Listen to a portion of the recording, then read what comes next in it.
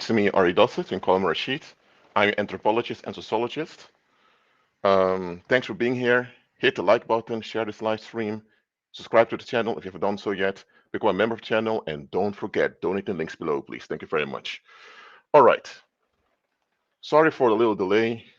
Had some stuff to arrange with the connection over here. But first, can you all hear me clearly? Let me know. I want to know if you can hear me clearly. It's the most important thing for now. And also you can see. Can you see and hear me clearly? Because I'm about to share my screen soon.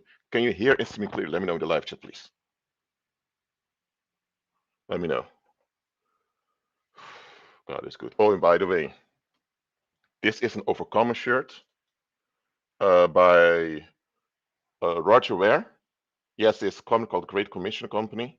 Please show some love and some support. Buy some of his shirts, please. Just like you buy some of my novels. Thank you very much. But anyway, can you all hear and see me clearly? Let me know in the live chat. Okay, that's good. Let me see where I can share my screen.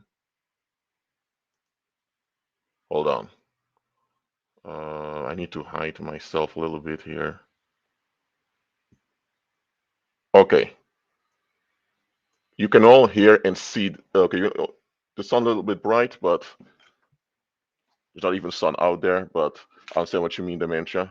I closed it, but now you see the screen, and that's the important thing right now. And as you see at the title of the live stream, it's Greek abominations and how to unlearn and outgrow white on white crime. Okay, first of all, this live stream is not a live stream only about Europeans. Okay, it's a live stream for all of us to learn from human history. Our species made quite some errors for the past thousands of years. Yes, our species did. We did. So we need to learn from all these errors. And if it offends you, I'm glad it offends you because that means you will do better. And that's what we need right now. Okay? All ethnicities made errors because all were in sin and iniquity. All right. I've spoken about the Hamites before and their loose booty and holy prostitution abomination. I spoke about that, so I won't go into that right now. I just want to point out after um, the flood of Noah, Noah's three sons and their wives repopulated the earth. Ham or Ham, he brought forth the Hamites, and Hamites also includes the people from East Asia, so Chinese, Koreans, Japanese, and Taiwanese, but they were a bit whitened out by the Mongolians invasion far late in history. That's why they look so pale today. But if you go back a few hundred years, the East Asians, that means the Chinese, Koreans, Japanese, Taiwanese did not exist back then yet. They all were melanated also. So, okay, Ham populated Africa, what they call Africa, and a big portion of Asia. By the way, Ham was banned by his two brothers after he, did that sexual violation on their dad Noah. So I already explained that history multiple times. Shem brought forth the Shemites, which today are the current Arab nations also, and a big portion of what do they call the black community or tribe of Judah also come from Shem. By the way, the majority of what we call blacks today are a mixture of Ham and Shem. Okay, Hamites and Shemites. They're a mixture of the two. All right, so just so you know. So I don't want this debate. Oh, we're Semites, not Hamites. No, you're both. Okay, so just so you know, Japhet, he brought forth the people from South Asia, which the Arabs they call India, Pakistan, Bangladesh, Sri Lanka, Nepal, Bhutan, and also the people in areas like Afghanistan and also yeah, those people came from Madai. Madai was one of the sons of Japhet. Okay, but also the Madaians, the people those who came from Madai, they remained melanated and colored. The other sons and the descendants of Japhet during so due to their stay in the colder areas on the earth back then, because Europe was was in low temperatures back then, due to the flood that happened. So the other descendants of Japheth, they developed albinism, and that became generational, and that's why today they are pale, or we call them white folks today. All right. Is this clear unto you where what we call white people or Europeans came from? We call them Caucasians also because Japhet and his children resided in the Caucasus Mountains for a little while. But I prefer to use the term Europeans because it's more correct. Is it clear to you now where Europeans came from, how they became without melanin? Let me know in the live chat if you understand that part, because I just explained it briefly onto you. But if it's not clear to you, I'll elaborate on it again.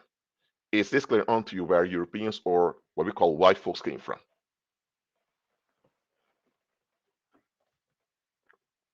All right. Oh, and by the way, Jennifer and her husband are together here. I'm glad when husband and wife in unity in Christ listen to teachings to be edified. I'm really happy with you all being here. Okay? Now, Japhet, Ham, and Shem. Ham was the darkest of the sons of Noah. Shem was just brownish, and Japhet was the most light-skinned one of them. And Japhet also had, he would use to decorate his skin. Let me say, take tattoos and all of that too. So he also had the curly hair and all of that. So I tried to look for a present day image of how Japhet would have looked like, the ancestor of the Europeans. Remember, it's also the ancestor of the Dead Sea peoples in South Asia. You know what I mean? So this image I found on Google. I don't know who this is. I don't know whether it's an artist, an actor, whatever. Maybe you know.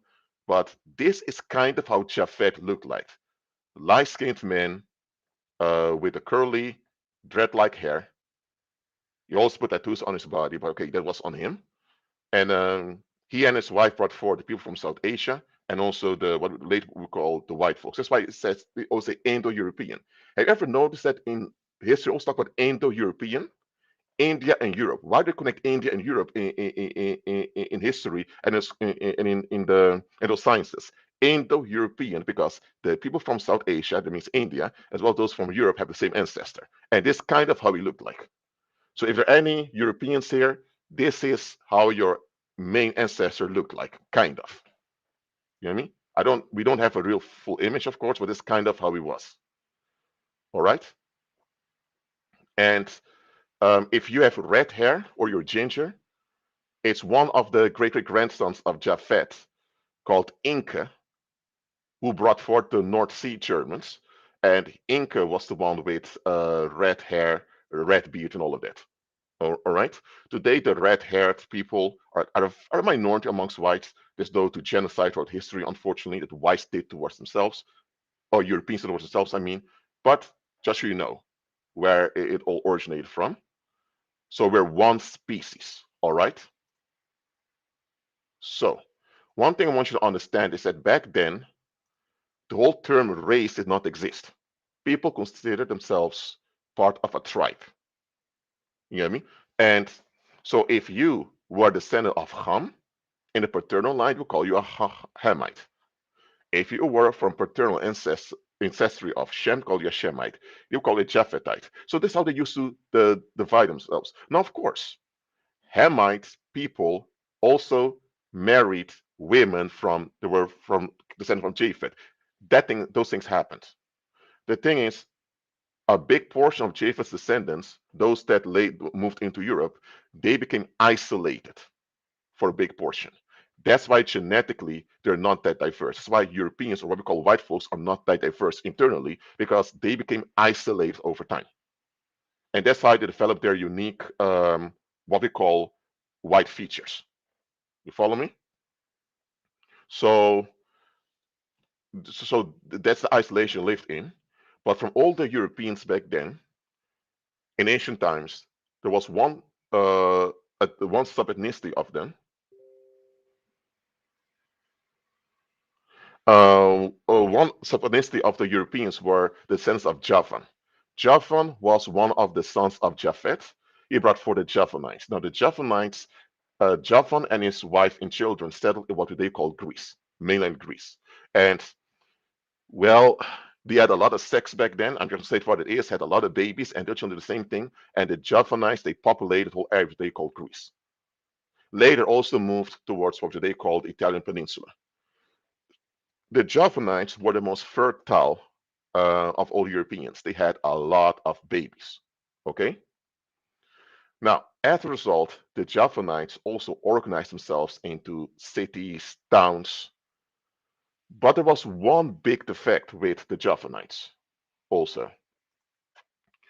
The Javanese did not believe in this thing called a country.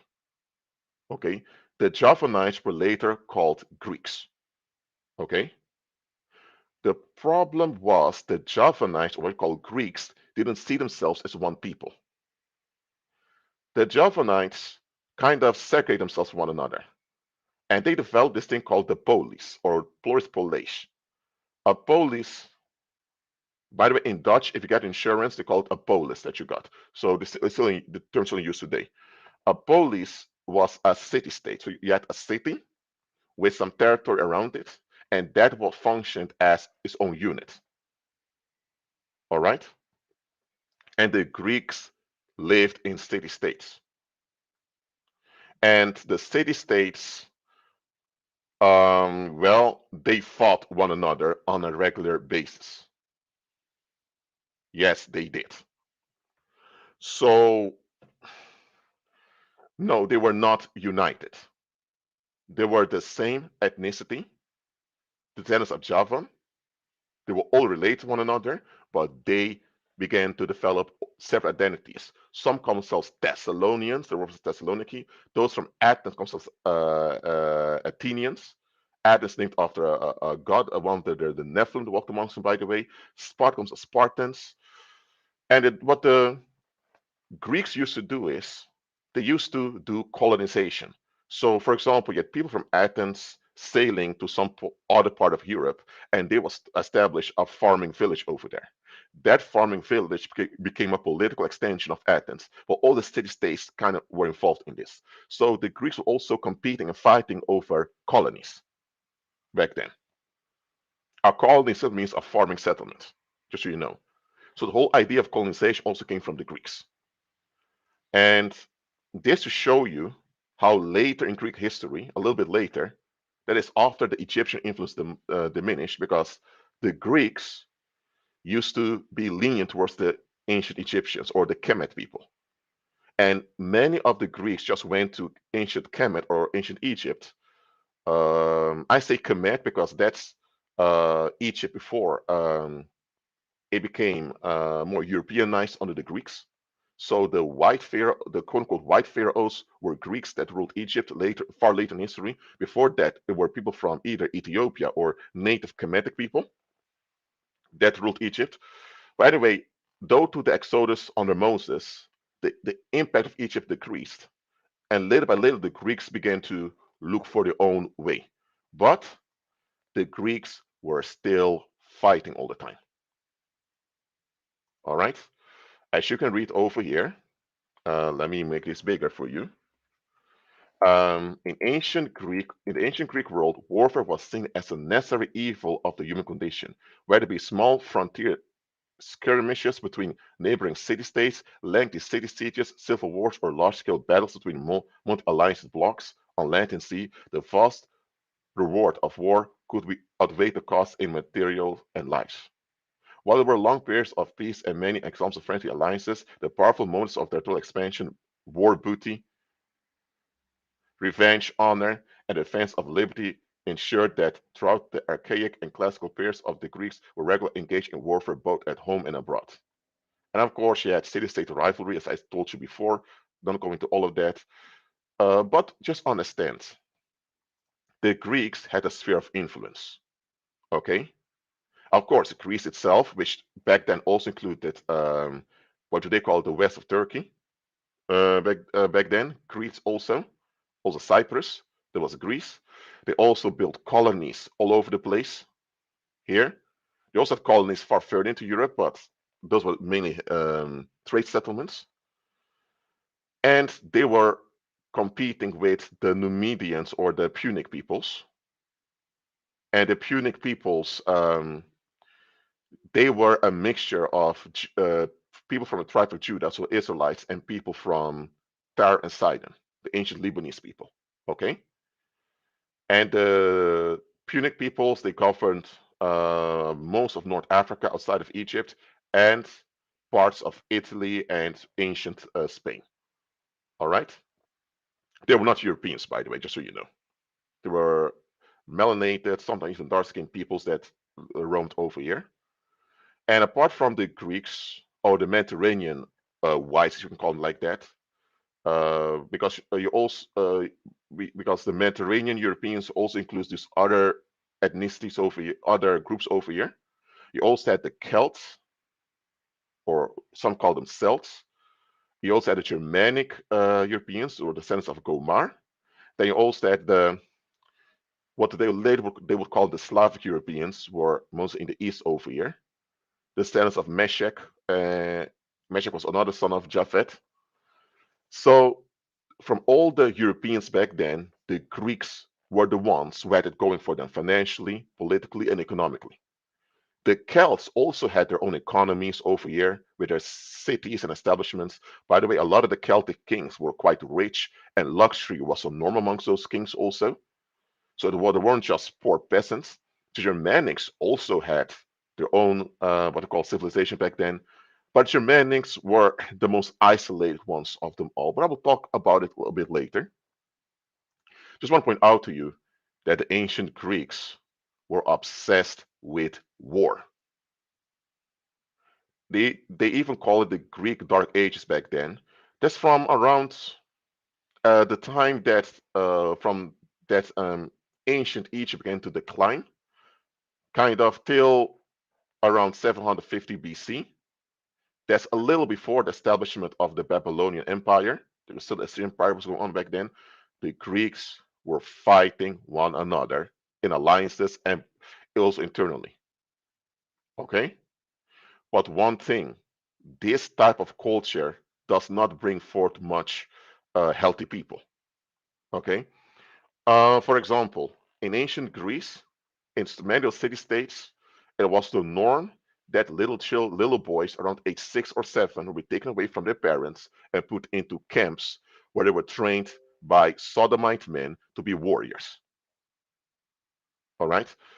And if one of those children went to war as a grown man and he survived, came back, other mothers would spit on them and be disappointed because your son dying in a war was seen as an honor for a woman. And listen, the word, for example, in Sparta, it was also a tradition, actually was a law almost, that if your 7-year-old son was not fit enough, you had to take out your son. Both you, the mother, and the father had to take out the son because he was supposed to survive. He would be embarrassment to the Spartan people. So there were women willing to kill their own little boys just to please their population.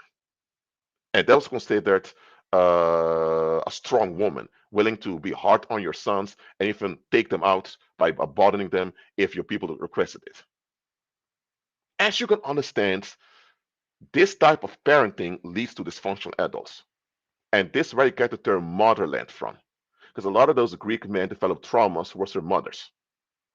So they would, out of guilt, be very fierce like as a warrior to please their mothers.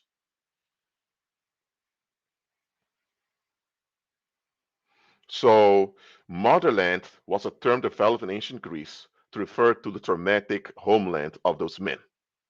Fatherland or patria was something that the Romans, the mixed Greek people, later came up with to refer to the norms and values of the government.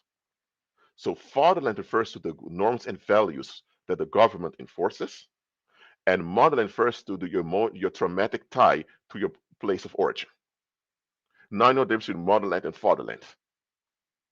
Oh, and by the way, sports was also something the Greeks were kind of into, and they adopted that from ancient Egyptians. The Egyptians were obsessed with sports because that was a way for a man to prove his masculinity. And as you know, you had the loose booty ritual, the ritual gang rape that happened also to men that embarrassed Pharaoh or embarrassed Egyptian society. So the men were pushed to be as athletic as possible. If not, there would be formal and informal sentences passed on to them.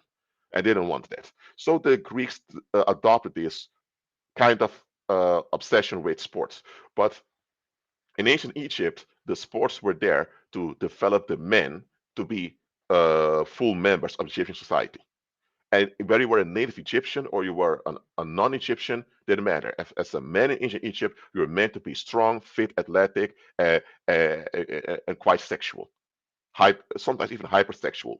Okay, in the sense that you would contribute to the population growth. Of course, if you were married, you were expected to be loyal to your wife. But if you were not married, uh, indulging prostitution, all that was not frowned upon. So, with the ancient Egyptians, sports were a religious devotion to the nation, to what they considered the nation or the tribe. With the Greeks, sports were a type of warfare. And if you lost in sports and you came back home, people would ostracize you, ignore you, and a lot of these athletes would commit suicide.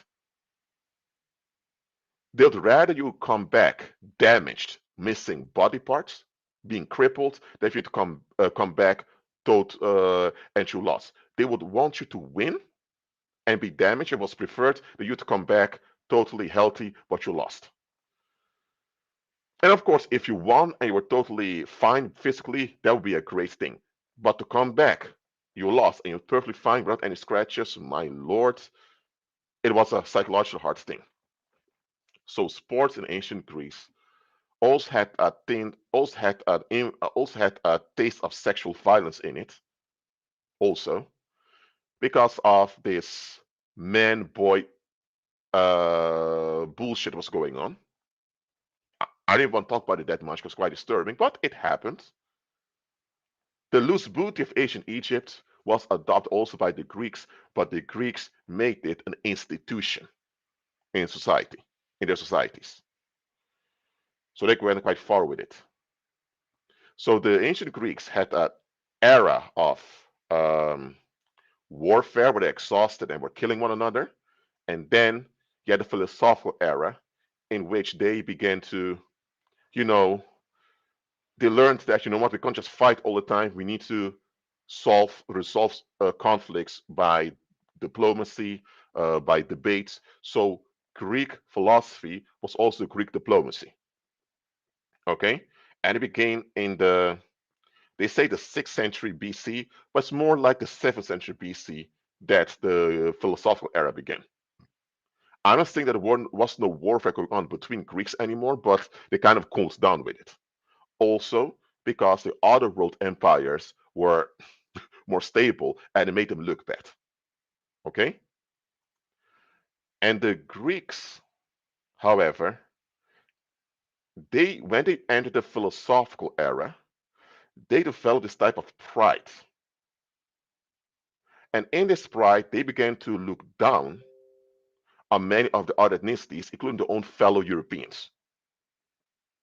So the term barbarian, let's read here. The Greeks used the term barbarian for all non-Greek speaking people, including the Egyptians, Persians, Medes, and Phoenicians, emphasizing their otherness. According to Greek writers, this was because the language they spoke sounded to Greeks like gibberish, represented by the sounds bar, bar. The Latin root of the word, I know how to read that, which is an heteronymic or, okay, not going into that right now, but just to know that the Greeks, they developed um, this thing towards those who are not of the Greek civilization. And the thing is, the term barbarian was used loosely, but in general, it meant like you were not as educated as the Greeks were. And the weird thing is, the Greeks got most of their education from ancient Egyptians and ancient Israelites. They began to develop their own academia. Eventually, they did. They developed their own academia.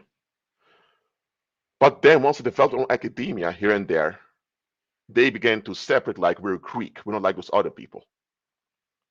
and they went to the extreme with some of the cultural elements that they adopted from the Egyptians. All right, there's a question over here. What happened between 542 and 535 BC? Um, I don't know why you asked that, but I can I can explain that also. Um, you had the Babylonian Empire that came up, and after the Babylonian Empire, which also had the prophecy of Daniel that the people from Italy will become dominant in the world and that the Greeks will be dominant worldwide, yet a lot of investments happened in schooling, and in Greeks want to have their own uh, financial economic autonomy from the rest of the world. That's what kind of happening that era, at that time period. But okay, so yeah, that going on. Here you can see the wars that we're engaged in, and look at this. One war in 743 BC, 724. That's almost that's like 19 years of warfare. Wow. One war even lasted for over 60 years. I mean, my Lord. Lord have mercy, please. And later in history, they also had to fight against the Babylonians and also the Middle Persian Empire. So they kind of forced to kind of, improve themselves. All right. Now, before I continue, is this part of the ancient Greeks clear onto you? Let me know in the live chat. Let me know. Let me close my camera. I don't need it right now. Is this clear onto you?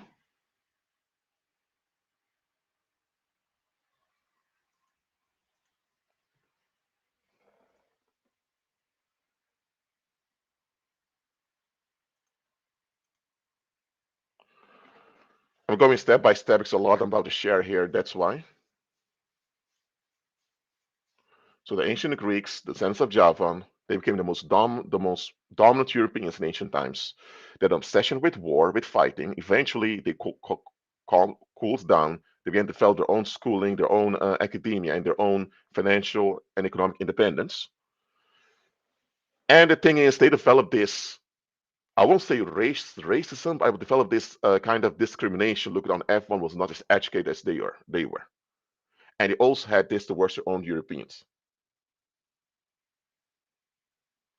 Um, this all before Christ. I'm talking history over here. All right, so let's go to the other thing over here. Now I want to talk about the Germanic peoples. I'm not going to talk too much about the Celts because there's a lot spoken about the Celts already. But okay, can you all see the screen now? Let me know, please. The Germanic peoples were the descendants of Gomar. Gomar was one of the sons of Japhet, and they're also called the ancient Germans. Also, they populate what they call Central Europe, the Netherlands, and what today also called Scandinavia. That's the place that they populated, and most of what we know about the Germanic peoples were written down by the Greeks and also the Romans later on. So the knowledge we have of them is there, but it's more through the lens of the Greeks and Romans. And Romans were mixed Greek people, and you know that is disdain and how they perceive certain folks. You hear me? So let's go further. So these were the Germanic peoples, or the sense of Gomar, or they were called the Gomari people. Later became the Germanic people. Gomar or Gomar,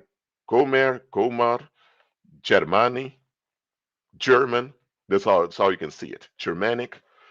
So this were the place they occupied all over here. So some of the Polish people, also descendants of the Germanic peoples. The thing with the Germanic peoples was that they were isolated not only geographically but also politically and economically. Why? Because most of the trade and financial interactions on Earth back then happened in the East. That means in the east of the Mediterranean, going all the way to ancient China. So those Germanic Europeans, they were kind of left out. This does not mean that they did not participate in the world's economy, but they were not considered relevant internationally, if you see what I mean. Egyptians, Ethiopians, Israelites, the Greeks, the Persians, the Medes, the Assyrians, um, the people from the Indus civilization, the classical Chinese peoples. All these peoples were considered relevant internationally, but the Germanic peoples or the descendants of Gomar were not. Okay, just to point out to you. And the Germanic peoples, they had their own. They lived in tribes. They didn't have a thing called countries. You hear me? They lived in tribes, or as you can see over here. This were this is why they were organized. There was the late Roman Empire, but even before the Roman Empire, they lived in tribal context in small towns, and they had wars between one another. So yes, there was warfare going on too amongst them. They were led by archaic kings and chieftains, and loyalty to the king or chief was a primary duty of the civilians. And the settlements, they did have stone settlements, don't get me wrong, because also that organized religion. They worshipped Baal-Ammon, but they named him Wodan, or in northern, in Scandinavia, called him Odin. Baal-Ammon, that fallen angel that just we read about in the Bible, was called Wodan by the Germanic peoples, and later those in the north in Scandinavia began to call him Odin. From Wodan, you have you have Wodan Tag, means Wodan Day, which in English we call Wednesday. So Wednesday is named after Baal-Ammon, which they called Wodan. Just so you know. Okay.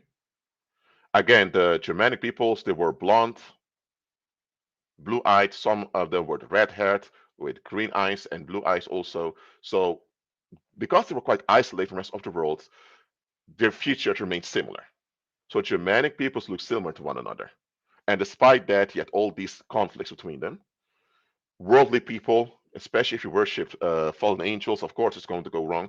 Were there believers amongst them? Absolutely, there were believers amongst them too. They worship the Heavenly Father. Okay, so the current day, most what we call white Americans or people from Australia and New Zealand, all of that, they're from Germanic ancestry. Okay, just so you know. But then, besides the Germanic people, also had the Celts, were called the Celts. The Celts were a bit more similar to the Greeks, a bit more militaristic. Now, the Greeks were obsessed with the military, but I won't say the Celts were a bit less than that, but the Celts had fortified settlements called oppida. And the oppidas were later renovated when or reformed when the Romans came in and took over. But those were just settlements, fortified settlements that the Celts used where they lived. Not just the kings and the generals, but also the common population also lived in fortified or semi-fortified settlements. As you can see, you have them all over the place over here. Also, what in Spain, what they call the Iberian Peninsula, Spain and Portugal back then. So as you can see, so they constructed one over here in 3D. They also had streets and roads over there. Yes, the Celts made roads. Also, Germanic peoples had roads. So the whole idea that it was the Romans that built all the roads of Europe in ancient times is not true. The Romans did build roads of a little bit more quality, but it doesn't mean that the Germanics and Celtics had no roads. They did have roads because they even had trade amongst one another. All right. So they had a lot of those fortified settlements. Amen. So let's continue. Again, the Greeks eventually, that's much later in history, that's around the 4th century BC. This prince from Macedonia, Alexander, who became king of Greece and Macedonia, the Greeks were so divided, by the way, because Rome, who used to be a Greek colony, was now a republic doing its own thing over there. But the Greeks kind of united and defeated the Medo-Persian Empire. They first defeated the Persians in Syria. At the time, the people from Kemet were pleading for Alexander to become the Pharaoh of Egypt, because the actual Pharaoh of Egypt was driven out by the Persians, so he was in exile.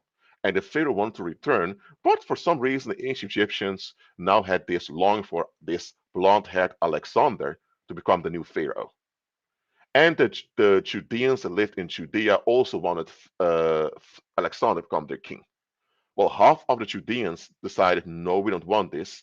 They fled to Egypt. Egypt wanted Alexander too, so they fled to the area of Ethiopia, and from there, many of them fled to the Nigeria area, and from there they populated the area. They populated West Africa and the Congo area, and that's how the Judeans became spread all over the place like that. You get me? And later became all these other West African tribes. But just so you know that. But anyway, let's go back over here. Alexander established his empire, going all the way from the east of Europe, all the way to Central Asia. Alexander, he died, knowing he was a nephew, his body perished, and his generals divided the empire in 4 pieces.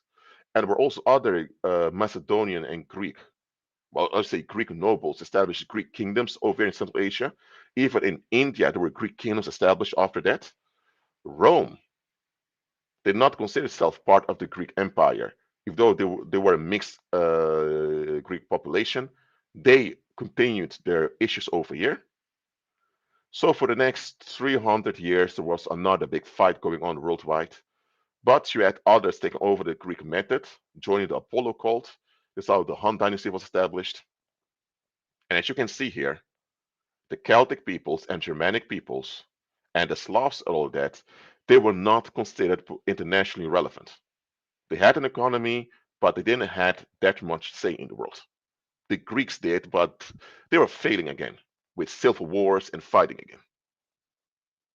Now, eventually, in 27 BC, Gaius Octavianus, he renewed the Greek world and made the center of it in Roma. So the Roman Empire was established. There was another Greek administration called the Persian Empire over there. You also had Greek-speaking colonies, which now became Roman colonies, all the way in settlements all the way in India. So now it was called the Roman Empire because you had this mixed Greek culture in Rome that became the norm. All right. Again, the Germanic peoples were left out, the Slavic peoples also, and the Celtic peoples were incorporated in the Greek-speaking world under Roman administration. All right. So I want you to understand this. Europeans, under the lead of the Greeks, they were not a unity.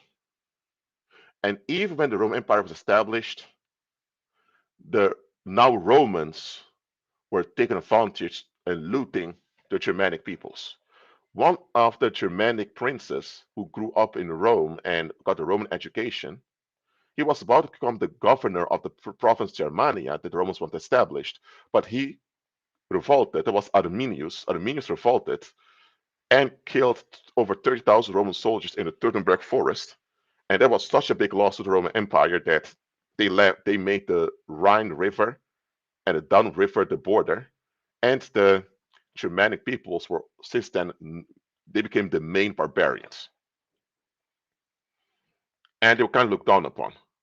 Oh, and by the way, blonde hair for women in the Roman Empire, it was a no-go because in some places it wasn't ever like that, but it was associated with prostitution, sexual looseness. Why? Because a lot of Germanic females from Germanic areas that were made into slaves also became prostitutes. So that was going on too. So this was white on white crime, as you can call it. First, you had white and white crime between the Greeks exhausting each other with war. Then you had white and white crime with the Greeks through Rome, genocide a big portion of the Celtic people, and then became white and white crime of them joining together against the Germanics over there. So the Germanic peoples were politically and financially oppressed by the Roman Empire. Now, over time, the Germanic peoples, they developed this internalized um, self-loathing, and there was this big desire to become like the Romans, to join the Roman civilization. And over time, many of the Germanic young men, for centuries, joined the Roman military. And when the Western Roman Empire began to decline, there was a raid of Germanic gangs who wanted to take over parts of the Roman Empire. All right. By the way, I left out the birth of Christ, ministry of Christ, death and resurrection of Christ, and the gospels being spread. I passed all of that, but this was all after BC now. That you had those Germanic gangs raiding Europe. As you can see over here, you had the Goths. The Goths were a tribe, a Germanic tribe. You had gangs from them that raided parts of the Western Rome, and yet Goths taking over here in Italy, and Goths taking over here in Spain. And these were called the Visigoths. This was called the Ostrogoths, the Goths in the east and Goths in the west. They established two Catholic kingdoms over here because Catholicism became the norm at the time. You also had the Suebi tribe, which came from Sweden, established the kingdom of the Suebi over here. You had the Franks, which also a Germanic tribe, establishing the kingdom of the Franks, which later took over this area, which today became Kingdom of France. You also had some Germanic people moving into Britain, the Anglos and Saxons. So you had the Anglo people and the Saxon people, a big portion of them, not all of them, but a big portion of them moving into the Celtic area, became the Anglo-Saxons. Not many, the Celtics were not always happy with that, but it happened. Why all of this takeover? Because if for several centuries you were looted, you were excluded, and you were oppressed financially and politically, and it was a generation of proving yourself by joining the Roman military and all of that. Eventually, you go full force, want to prove that you're civilized too. When you're oppressed, you internalize the oppression eventually if it doesn't stop. It happens to everyone that gets oppressed. Okay? So over time, you had the Middle Ages arriving because the Western Rome crashed and it led to a lot of trouble in Europe. The Roman Empire continued in the East as by the way, the Eastern Roman Empire never called itself Byzantium. Byzantine Empire. The Byzantine Empire was a term used by later historians. They also just called themselves the Romans. So the Germanic peoples, to prove themselves, eventually, later in the Middle Age, established the Holy Roman Empire, which were ran by Germanic kings and a Germanic emperor. The issue was there was already a Roman Empire in place. The real Roman Empire continued in the east, in Constantinople, which today we call it Istanbul. But then you had another Roman Empire over called the Holy Roman Empire. So now you had a problem of two emperors. Which Roman emperor was the real Roman emperor? Now, obviously, the Greek-speaking emperor over here was the actual heir of the Roman Empire. But the Germanics also want to call themselves Romans. They were Germanic people, but they want to call themselves Romans. So you had a two emperor problem two emperors, or in German, zwei Kaiser problem. All right. So let me click onto here. Emperor of the Romans, even though they were not Roman people. Let me see, Holy Roman Empire. Let me type it over here. Wait. Holy Roman Empire. And later was called Holy Roman Empire of the German nation because they were Germanic people. The fact they called themselves the Roman Empire, even though they were Germanic people, that says a lot about how they viewed themselves. Which already had the Roman Empire in less relevance continuing in the East. And but here's a problem about the Holy Roman Empire when it began in the year 800. It was never a stable administration. You had the Carolingian Empire, established by Carlomange, that later turned into moved into the Holy Roman Empire, and then the Kingdom of Francia became the Kingdom of France. That's how France was established. So France was left out, and mainly Germanics continued with the Holy Roman project. But they didn't call it the Holy Roman Empire first. First, just called it the Roman Empire. So you had the Roman Empire in the east continuing, and then you had Germanics also establishing something called the Roman Empire. And later called it the Holy Roman Empire to emphasize it was Catholic. This was kind of how it was organized also. But here's the issue with the Holy Roman Empire. It had so many divisions. Look at this. You even get a headache looking at this. I mean, come on now, look at all these tiny countries over here. Look at all these tax administration. How, and a lot of these places had their own currency also. How are you going to manage all of this? So the Holy Roman Empire, it exists on paper, and there was a political polity called that way, the Roman Empire, later called Holy Roman Empire, but in practice there was no unity, and there were even wars within this Holy Roman Empire. Yes, there were wars in between. Again, Kingdom of France, and look at this.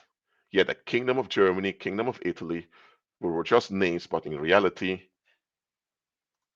Question to you all: would you want to live in a quote unquote country that's so in turmoil?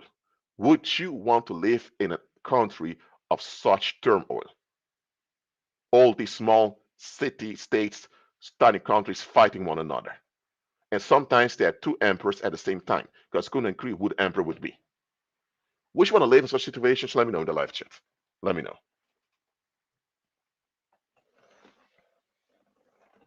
Would you want to live in a situation like this? Would you feel safe living in a situation like this? Let me know in the live chat.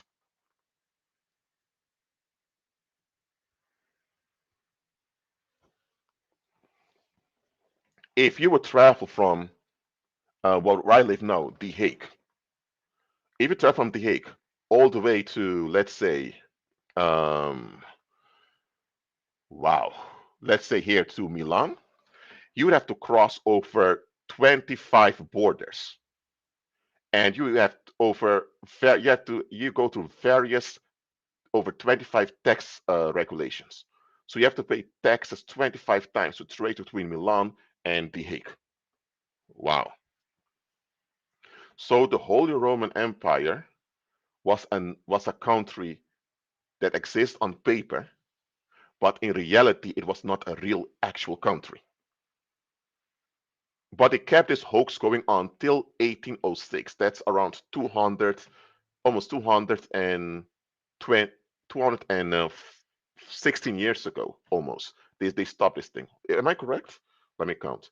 1806, Napoleon stopped this thing, but for over eight was oh no, for over 1,000 years, for over 1,000 years, 10 centuries, it kept this thing going. Even when the Netherlands left the quote unquote union, and many other places left too, they kept it going. This is functional state. Instead of calling themselves Germanic peoples, they kept calling themselves Romans all the time. Okay, so generational curses can continue for a long time. Because remember, the violence done to the Germanic peoples by the Greeks and the Romans, it had such an effect on them that for centuries, their descendants of the Germanic peoples had a hard time forming their own identity. Except the Dutch. The Dutch left it a while earlier. But just to know, this was all crime, this. Nobody should want their children and their families to live in such a horrible condition. All right? But anyway, while in the beginning of the Middle Ages, while the Europeans were having their issues over there, Islam emerged in the year 632 AD. under their leader Muhammad, and after he passed away, Islam spread rapidly. During Muhammad's life, Islam spread, but after he died, oh Lord, look at this. Within less than a century, you had most of Spain and Portugal being Islamic, all the way to India being Islamic. You had the Roman Empire over here, you had the Kingdom of France over here also. But instead of joining forces together, the Roman Empire was shrunk over here. And from the Kingdom of the Franks later, they established the Holy Roman Empire. So you had two Roman empires back then arguing with one another while the Muslims were dominating them and actually shutting them down. Yep, that was going on. But the Europeans that lived under Muslim rule, they were not exterminated. They just had their communities to continue, and a lot of them even prospered when the Moors took over. The Moors were the Mauritanians. They were later called Mauru, then Moru, and from Moru you have Moroccan, Moor, they governed there. And the Moors governed most of West Africa over here, besides Spain and Portugal. And the Moors were dark-skinned people because they were mixed Judeans also with the Phoenicians. And later you had light-skinned Arabs coming also. And today the majority of North Africa are light-skinned Arabs. So back then it was not like that. And by the way, for Morocco, it didn't matter where you were, whatever ethnicity you were. If you were amongst them, you were a Moroccan. Simple as that. All right. So you had this happening. And what happened a little bit later? You had two Roman empires competing over there. And at some point, around the year 1095, yet military expeditions that were established to push back the Islamic influence. Why? Because the Europeans that were not under Islamic rule, I don't think they were all impoverished, but when it comes to trade, they became dependent on the Muslims. And that was at their expense.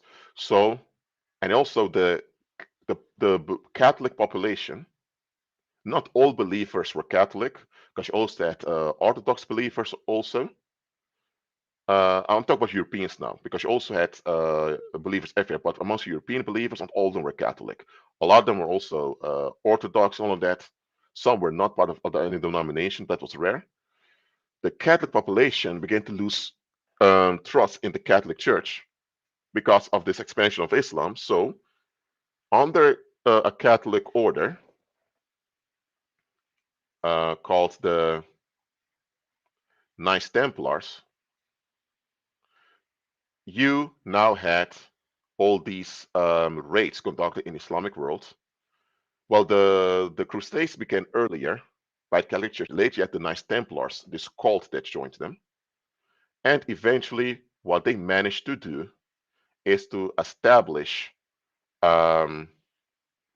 some Catholic countries over there, like the Kingdom of Jerusalem, Principality of Antioch, Count of Tripoli, Count of Edessa. But this was all political and financial. But they would say to the Catholics, if you go and fight and die to save Jerusalem, you go to heaven, all of that. They used to take advantage of the people who didn't know scripture. So there was another crime they committed, lying to the believers amongst them. But the Knights Templars were meant to be a poor, they were called the poor fellow soldiers of Christ and of the Temple of Solomon. So there was actually a pagan order that pretended to be Christian. They became rich and wealthy over time, especially in Portugal. And eventually in France, people began to suspect them, and they didn't pay any taxes except to the Pope. So in France was conflict, and later they declined, and it came out that they were not worshiping Christ at all. Of course not. They were worshiping the Baphomet. And the Baphomet is a symbolic representation of Ganymedes. Ganymedes, as portrayed over here, is a fallen angel, and he became the butt buddy, or you say boyfriend, whatever you want to call, of Satan. You get me? And he and Zeus, I mean Satan, were considered together a lot, and Ganymedes was the the the god of pedophilic relationships in ancient times. Okay, let's read over here. The myth was a model for the Greek social custom of paiderastia, the romantic relationship between an adult male and an adolescent male. The Latin form of the name was Catamitus and also Ganymedes, from which the English word catamite is derived. Socrates says that Zeus was in love with, oh man, I don't want to go into all of this crap over here. Catamite. In ancient Greece and Rome, a catamite was a pubescent boy. You hear that? Pubescent boy. There was a little boy who was the intimate companion of an older male, usually in a pederastic relationship. It was generally a term of affection and literally means ganymede in Latin, but it was also used as a term of insult when directed towards a grown man. Wow. Look at this. So, pedophilia became an institution in ancient Greece and was modeled after this fallen angel, Ganymedes. Wait, are you telling me they worship a pedophile god? Yes, they did. Wow. All right. And this is not okay. This is not okay at all. Today, you can't get away with this in most areas, even though you have some organizations want to legalize pedophilia again. But they are not even going to show you the art, the pederastic art over here, because it's quite disturbing. So this ancient Greek pedophile god Ganymedes, the Knights Templars who claim to be believers worship him, and they name that a symbolic name for him, mathematical name, Baphomet. So Baphomet is Ganymedes, all right? Pedophile god. All right. Before I continue, hold on. I think I need to go to the next screen over here. Just hold on, guys. I know it's a lot I'm sharing over here, but bear with me, please. Just bear with me. So what I'm saying is, you had all of this going on, the Islamic empires taking over. You had two Roman empires amongst Europeans competing with one another instead of collaborating. And you had them finding the Muslims. And you have this cult worshipping this pedophile god, scamming people. If that's not crime, I don't know. Eventually, the Knights Templars were abolished. Eventually. Some claim they went undercover, but that's all conspiracy theory for now. I'm not going into that in this live stream. But just understand, this was the condition of Europeans back then. Continuously crime amongst one another.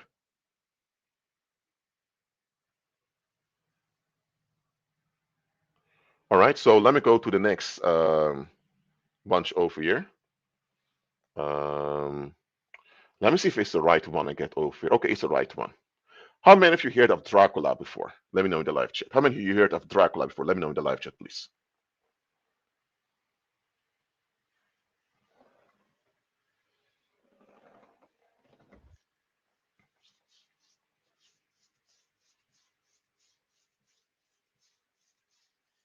God is good. This live stream will be a bit longer than usual because I want to give good information for all your benefit. But okay, Dracula. the let me say like this. In besides that you had two Roman empires doing nonsense with one another, um, you also had this pagan cult was established called Societas Draconistarum, or the Org of the Dragon. It was founded in 1408 by Sigmund of Luxembourg. This guy over here was the king of Hungary, and it was for higher aristocracy, so the rich folks, so rich Europeans made this pagan cult named the Order of the Dragon, and it was meant to continue what the Knights Templars were doing. So the Knights Templars were abolished and shut down, and yet a substitute established Order of the Dragon. At least the Knights Templars tried to hide Christ in their name. These guys just put out Order of the Dragon. And we know in the New Testament who's called the dragon Satan. One of the Order of Christ or the Order of the Nazarene or anything that's more Christ-like. Why Order of the Dragon? Because they were worshiping the dragon, but they used the Bible or the gospel as a front. Okay? So they claim to fight the enemies of Christianity and defend the cross against the Ottoman Empire.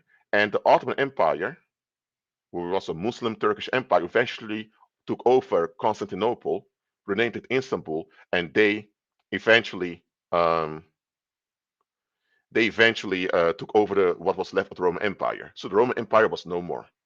Yet the fake Roman Empire, the Holy Roman Empire, still being in place, which was just something on paper, but the actual Roman Empire was gone. And now the Ottomans were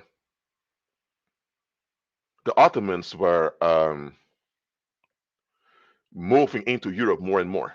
You get me? Now the thing is, under Islamic rule, you could be Christian, you could have any other religion, but you had to pay different type of taxes. We were left alone. So the believers, like that lived under the Islamic rule, were not that worse off. You get me? But here's the thing: the Order of the Dragon also involved the father of this Vlad over here. It was his dad, and this guy, Vlad here, he was in captivity a few times, also with the Ottomans, or we call the Turks. He became the Prince of Wallachia. Wallachia was a part of Romania, what we call Romania. And Vlad eventually had only a small militia left because he wanted to remain independent from Muslim rule. Again, in Revelations 12, verse 9, the old serpent and dragon is Satan. Okay? So this Order of the Dragon was a satanic organization claiming to be believers. So this guy over here, who also was faked being a believer, he called himself Dracula after that cult, and he did something quite disturbing. And here, here's where the history of Europeans took a dark turn. Okay, so I want you to pay attention close to this. At some point, the Ottoman or Turkish military was about to take over the east of Europe completely, starting with Wallachia.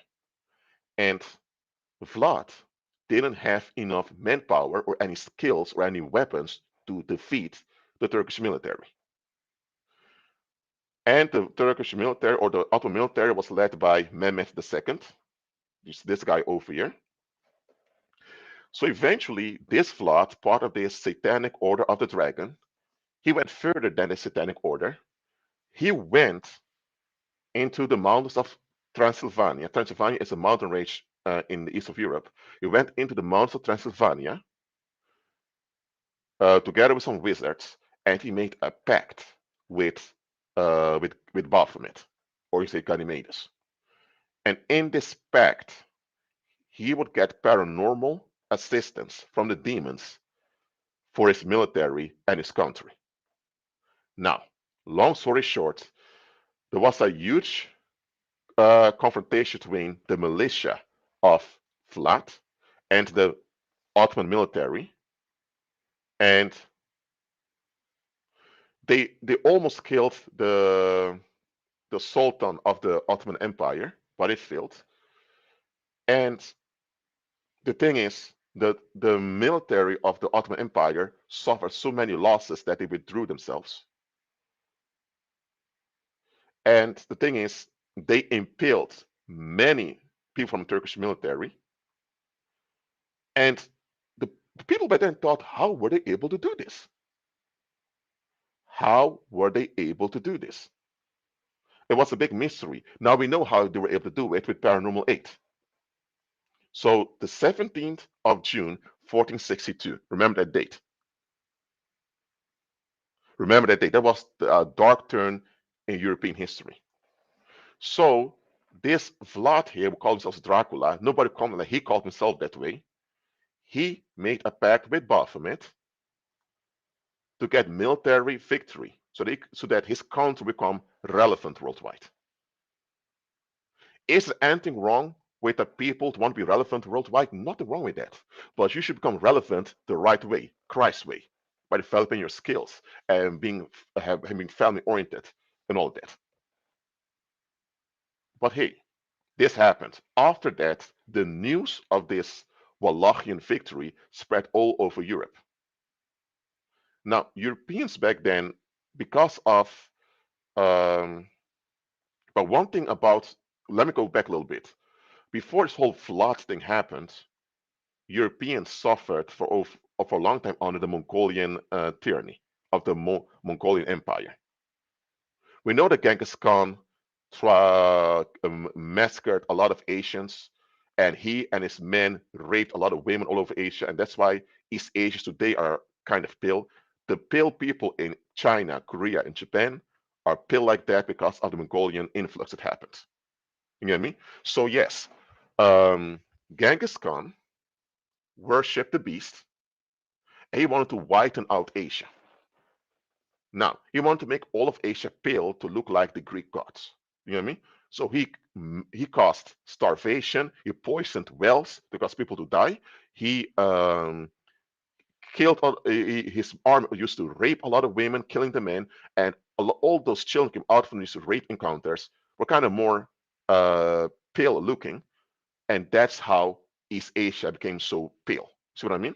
So if you go to Korea today and see a Korean that's pale naturally, it's because they are from Mongolian ancestry. They were mixed with the native Koreans. That's why. And Genghis Khan himself raped a lot of women personally himself too. He was a big rapist, like Mendel's Satanists are. Okay? Their obsession with what we can call whiteness went so far that the Mongolians came all the way to Europe and began to, you know, massacre Europeans, kidnap a lot of their women.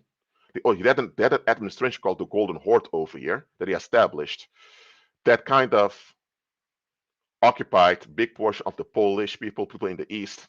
They even went all the way to Scandinavia, but they couldn't manage to dominate all of Scandinavia and the west of Europe, but they were all over the place committing terror.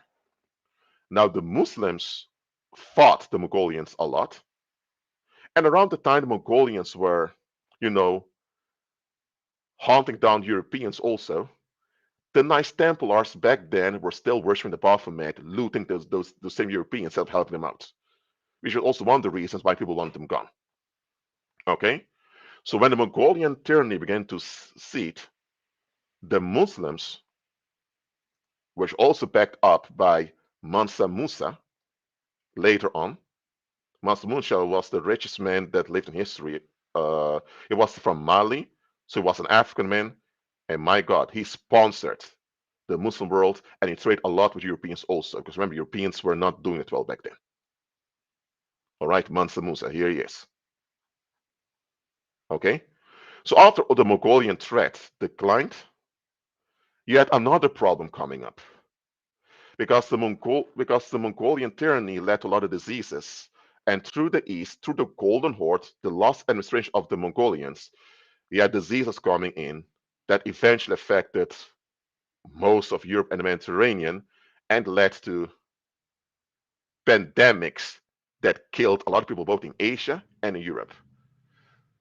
Some say that 60% of the Europeans died out, some say 75%, but I'm telling you, big portion of Europeans were wiped out by that. And where did the did these pandemics come from? It was caused by the Mongolians who used to pollute wells with dead corpses and all of that. So Europeans almost faced extinction at some point because of this thing. Were the believers amongst them that kept it going. You know what I mean? And that's why it was kind of weird to a lot of people that Vlad wanted to fight the Ottomans, if those were the Ottomans, also or were the Muslims who also were the ones running the Ottomans that actually were kicking back the Mongolians. Because a lot of their own European orders didn't do anything about it. And the Order of the Dragon didn't what came a bit later, and they didn't do much either. So when the Mongolian threat ceased and things were kind of recovering, the Europeans this time they wanted to matter worldwide, naturally so. The Europeans had their own small alliances of trade going on. While all that was going on, the Mongolian tyranny, also all the influence of the Muslims, you had the Hansa or the Hanseatic League going on, trading amongst one another. So they had that going on also. But internationally, they didn't really amount that much.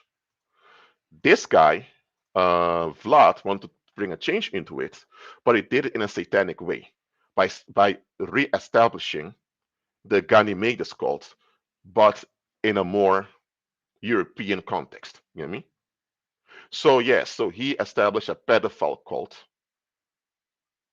where the people got charms from demons to be prosperous in daily life. When this was happening in 1462 and onwards, the news spread over Europe, but guess what? A big portion of Europeans made claim we don't be part of this. I mean, just 3 generations before, they had the plague that they recovered from. So you had that they recovered from also. Now you have this. So here it comes. Vlad the Third, he claimed to be a believer, but he was part of the Dragon Order, and he also had his own vampire cult, cult that vampires. You know what I mean. I'm not going to go too much into it. He had his own vampire cult now. So a lot of the Europeans were thinking, what is this? But the Catholic Church was lenient towards them. So this caused a lot of European believers to say, we have to get away from the Catholic Church. How the heck can you have a guy part of some satanic dragon order now establishing a vampire cult, worshipping this pedophile god from ancient Greece? And the Catholic Church just shut him down. What the heck is this? So resistance against the Catholic Church began, and a lot of believers realized we need to have our own Bibles. Because back then, the Catholic Church would execute you, kill you, or imprison you if you had your own Bible at home. So you had a Bible in Arabic over here that the European believers began to use. But hey, not everyone understands Arabic. So eventually, they had to have their own Bibles in their own languages. But around the time that this whole turmoil began amongst Europeans, because you had a big portion of the wealthy people on the join this vampire cult of Vlad. Then you had the believers saying we don't want any part of it. Oh, and good news. The Italian people, if though they were not organized as one country, the Italian people, the Greeks, and the Albanians, they made plain, no, we're not going to join this. As a matter of fact, Italians back then began to involve themselves financially more with the Muslims in a peaceful way and preserve their financial independence. So the Italian believers made plain we're not going to do this.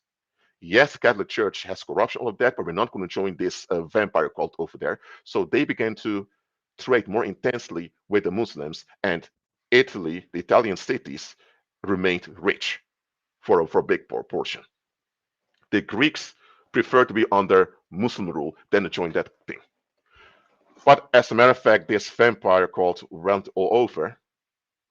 And apart from this vampire cult that started in the 1460s, before that, you also had uh, this guy over here.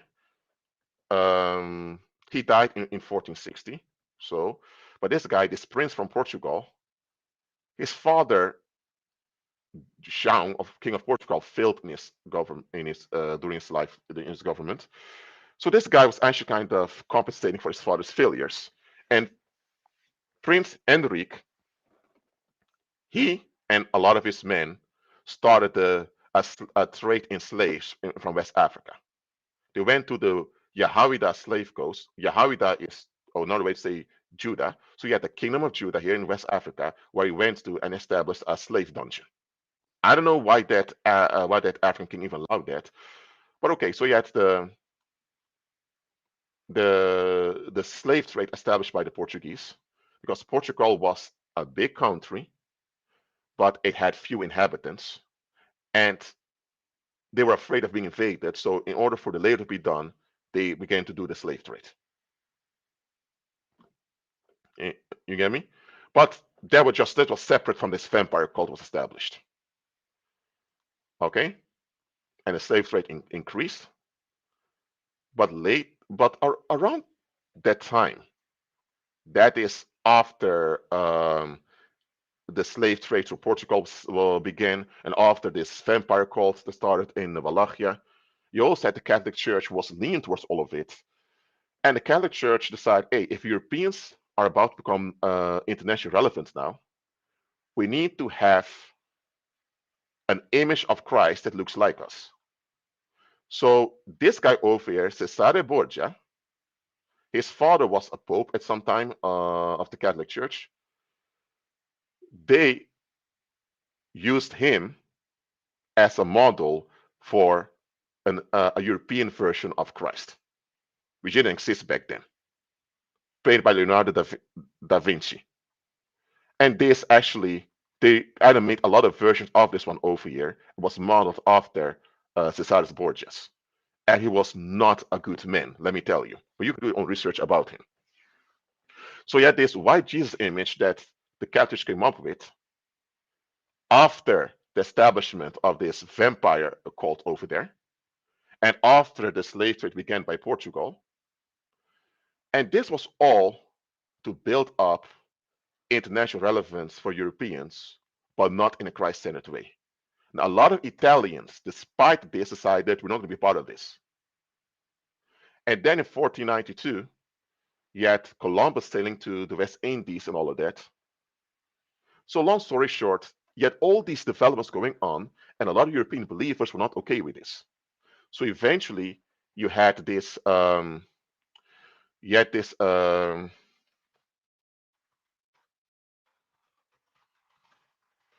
you had this German priest over here who decided, okay, enough now. We need to separate from the Catholic Church altogether, and he translated the Bible into German. And in 1511, if I'm correct, he made a public statement saying we need to separate from the Catholic Church. Then yet others also followed him in various other places. That was the beginning of the Protestant Reformation. So now you know why the Protestant Reformation took place. It wasn't just this Martin Luther exposing them abusing the Bible in the Catholic Church, because it was already known that the Catholic Church was abusing the Bible. It was this vampire cult combined with the slave trade from West Africa and this European version of Christ they made. All this corruption together led to a lot of believers saying we don't want to be part of this. And eventually, some key figures, in which Martin Luther was one of them, decided, okay, we need to get out now. And before I continue, how many of you knew what the true push was behind the Protestant Reformation? How many of you knew about this pre-history of the Reformation? I know in school they tell you about Martin Luther exposed the Catholic Church and it led to a revolt, but how many of you knew about the history before that led to it? How many of you heard about it before? Let me know in the live chat. Let me know.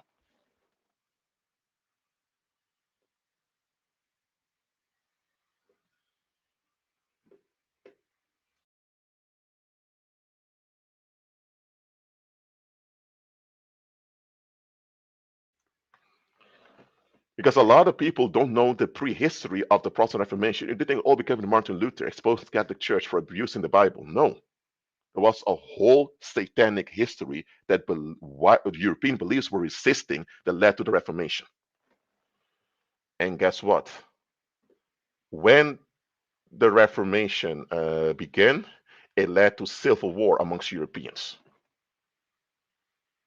It led to Europeans, what we call white folks, having a big civil war. Yet the believers, at one hand, they want to be free from all this Satanism, and then you had the Catholic Church covering it all up. There was a big war, and Lord have mercy.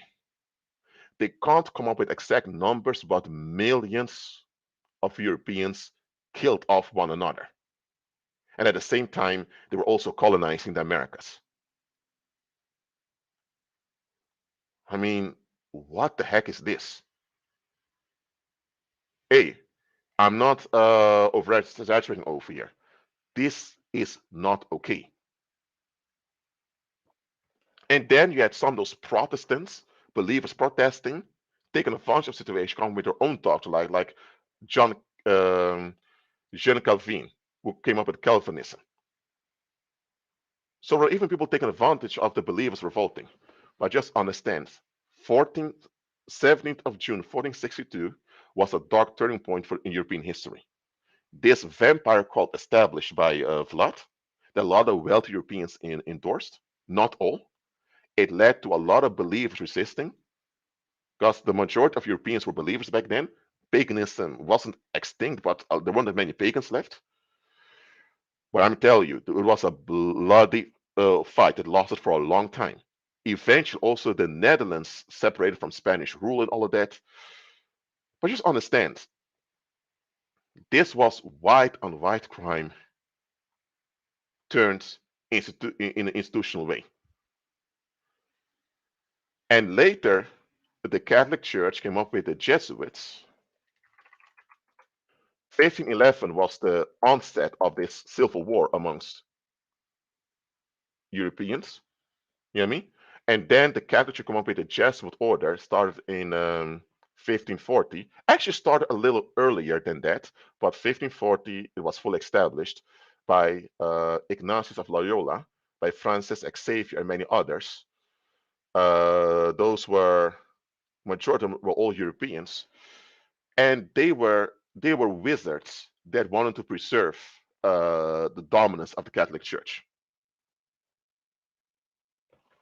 And even back then, European kings and European leaders didn't want anything to do with the Jesuits. At some point, they were even banned in many areas. In the Spanish Empire, they were banned at some point. Now, the Jesuits took power during the Napoleon time, and they have it till now, but the Jesuits, their aim was to shut down Protestantism. They want to shut down any group of believers separating from the Catholic Church, and by any means possible. And by the way, the Jesuits, they were the first intelligence agency internationally. The present day FBI, CIA, and all intelligence agencies all derive from the Jesuits. Dude, that's their inspiration. You know what I mean? I'm not going too much into the Jesuits right now because I spoke about them before. You know what I mean? But um, they were also deeply involved with the slave trade and all of that. So just understand this. Hold on, let me close this for a moment. Europeans didn't call themselves white ever for the most part of the history. They didn't. They did begin calling themselves Romans out of some low self-worth was transferred to generational curses. And racism wasn't even something that even thought about. The term race refers to a class of people financially. So if you are bakers and you have the same financial income, you are a race together. If you are artists and have a higher income, you're a race together. So race was a Catholic term for people of the same financial standing. You know what I mean? So it had nothing to do with skin color or ethnic background. But eventually, race became an ethnic term used for financial purposes in the colonial era. So that's what I point out to. Racism was a political invention to cover up this white on white crime against children that was reinstituted by this vampire cult. You hear me? That's why I'm not that upset with racism, not because it's not a bad thing, but I know what racism is meant for, is to cover up this crime against European children.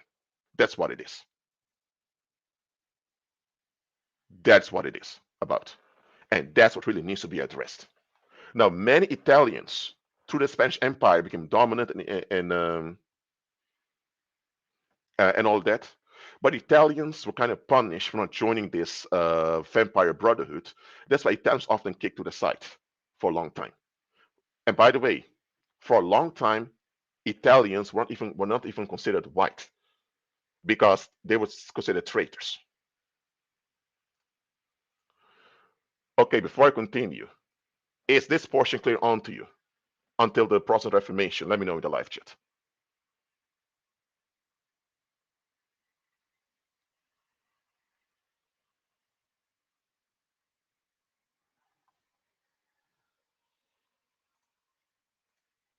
Is it clear on to you? Let me know.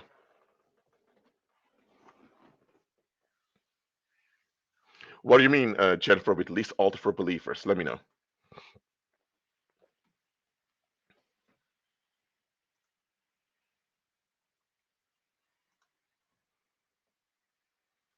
Okay, but anyway, I'm continuing for now.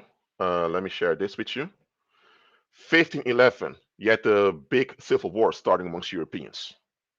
The British people kind of separated from it. Even there, it suddenly came up, the Protestant thing and all of that. The British the English people in Britain, I mean, the English people in this case from England, established the East India Company in 1600. Was meant to trade with East Asia. And the thing is, the Spanish economy was becoming dominant, so the Protestant believers in England want to have their own economy apart from the Spanish Catholic run economy. But at the same time, you had the Dutch, also a Protestant nation, so-called nation, being not it wasn't a nation back then, but you had the Dutch that revolted against Spain, also being Protestant, and you had pagans amongst them who were envious and jealous of the believers in Britain that were trading with India. So you had this cult in The Hague that worshipped Neptune, which is another fallen angel, and they actually wanted to take the vampire cult a bit further. They want to establish international dominance in international trade and on the seas. So they used pagan doctrine to trigger the population to become hardworking. And there was this lawyer back then, this guy, Jan van Oldenbarneveld. He established the Dutch East India Company together with the war regime in the Netherlands back then, and with other pagans over there. They established this pagan corporation, and their goal was to take over the trade in spices worldwide. They had thousands of ships, and also they had a pact with Neptune, because there was a Neptune cult in the Netherlands, worship Neptune, especially in the province of Zeeland. And here's the thing: the vampire cult that already was going on amongst Europeans, they went further with it, because in paganism, if you get a charm from the demons, there's going to be pollution.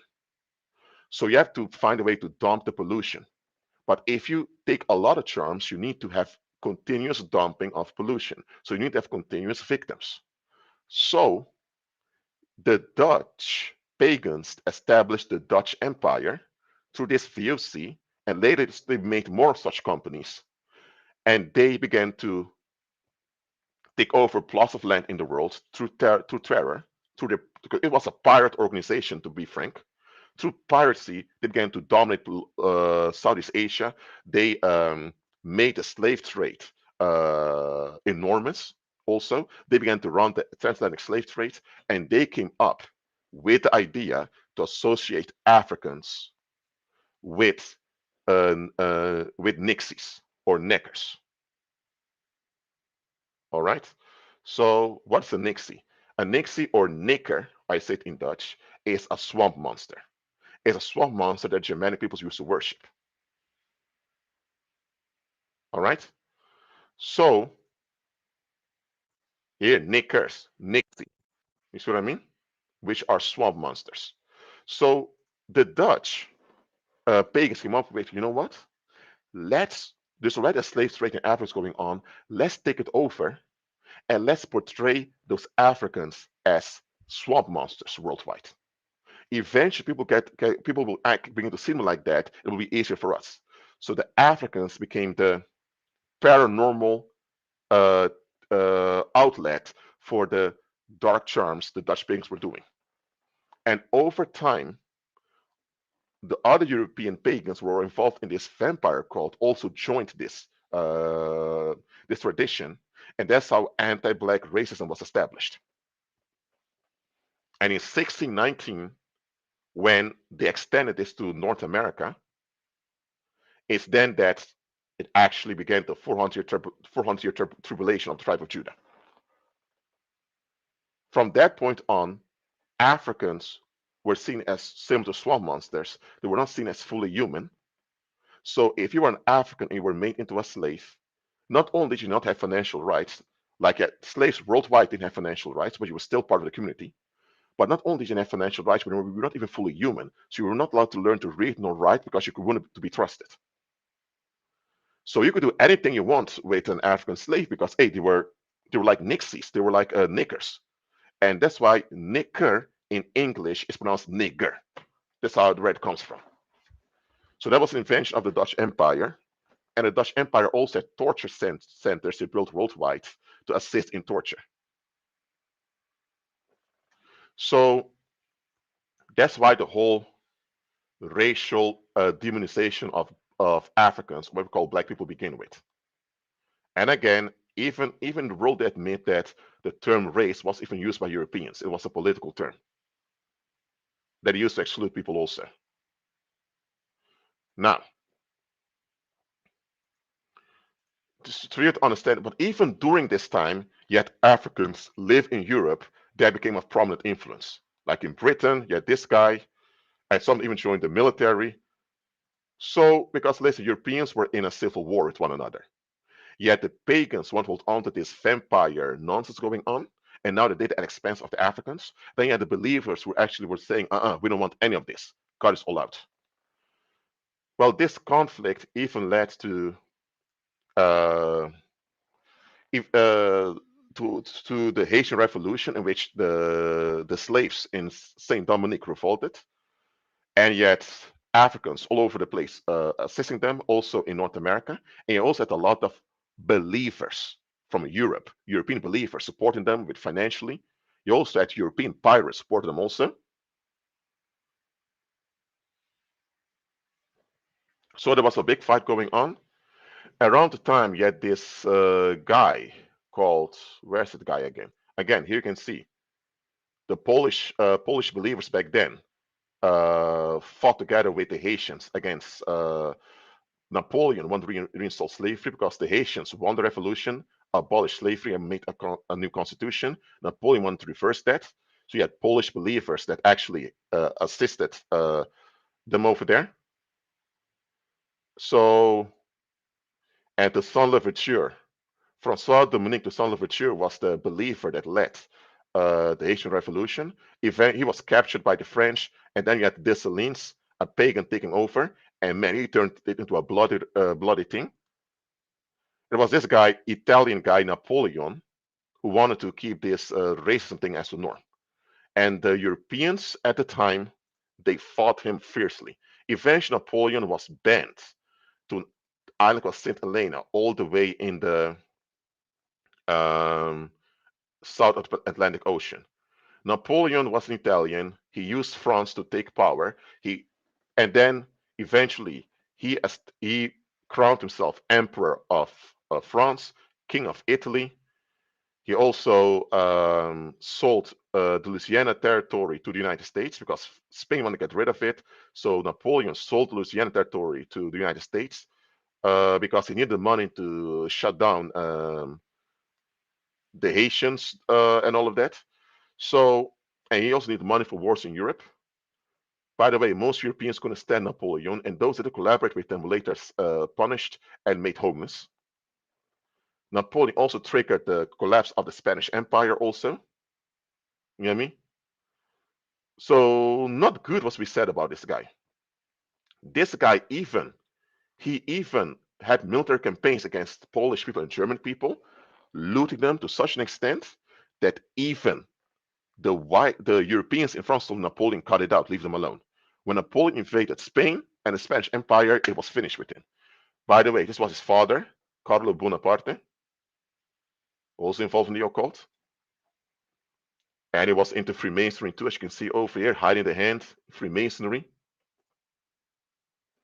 You know what I mean? So when Napoleon was banned and all of that, Europe kind of moved on, but Europe was kind of broke, and the Catholic Church actually became more dominant. 1830, you had the pagans in the southern Netherlands revolting to establish Belgium, and in 1848, let's go over there. Hold on, it's 1848. You had the revolutions of 1848. This was the last time European believers, together with other Europeans, actually made widespread revolts against all the oppression they were subjected onto, because Europe was industrializing at the time, and a lot of people their farms were taken away from them. Again, there was no Holy Roman Empire anymore. They got rid of all of that.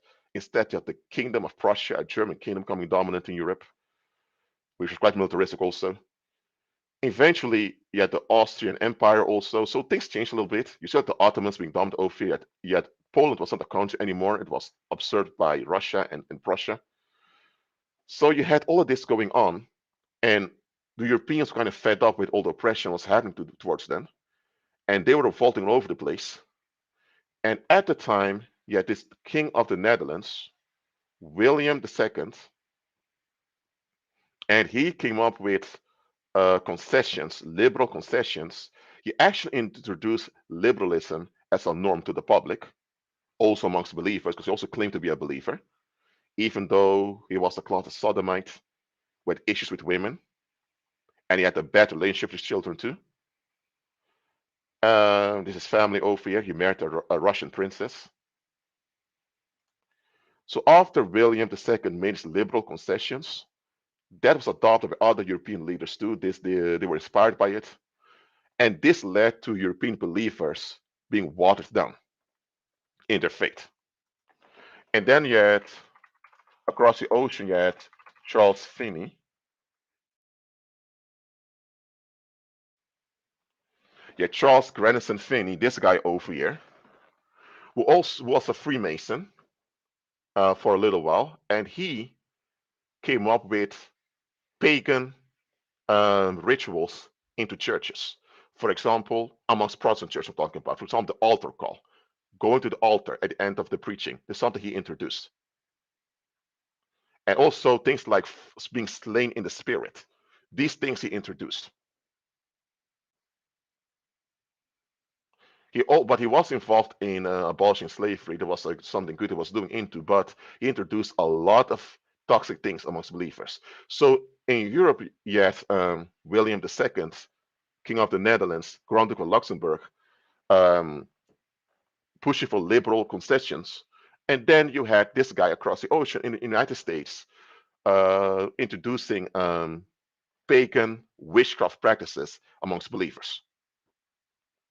This led to believers being watered down amongst Europeans. So European believers used to be quite fierce.